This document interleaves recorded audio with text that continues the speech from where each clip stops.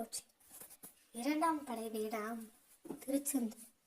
இங்கு நடந்த ஒரு வரலாறு நமக்கு வாழ்க்கை பாடமாக மாறுகிறது. இந்த உலகத்தில் எத்தனை சோதனைகள் வந்தாலும் அதை வென்று நிற்கும் சக்தி நமக்குள் இருக்கிறது.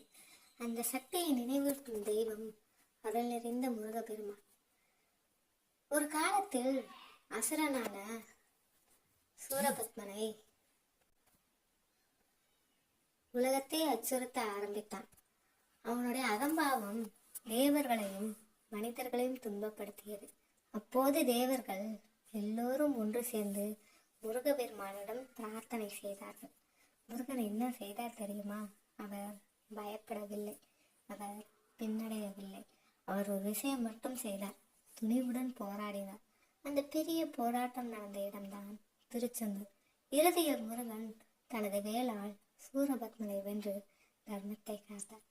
இந்த கதையை ஒரு பெரிய வாழ்க்கை உண்மை இருக்கிறது. நம்ம வாழ்க்கையிலும் சூரபத்மனை போல பிரச்சனைகள் வரலாம்.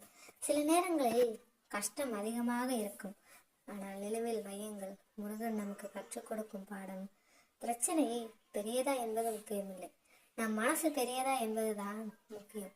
துணிவு இருந்தால் எந்த கஷ்டத்தையும் வெல்லலாம். நம்பிக்கை இருந்தால் எந்த இருளையும் ஒளியாக மாற்றலாம். திருச்செந்தூர் முருகன் நமக்கு சொல்லும் ஒரு வார்த்தை, பயப்படாதே, நீ நேர்மையாக இருந்தால் நான் உன்னுடன் இருப்பேன். தலையை உயர்த்தி சொல்லுங்கள், வேல் முருகன். அந்த நம்பிக்கை இருந்தால் உங்க வாழ்க்கை ஒரு நாள் கண்டிப்பாக மாறும்.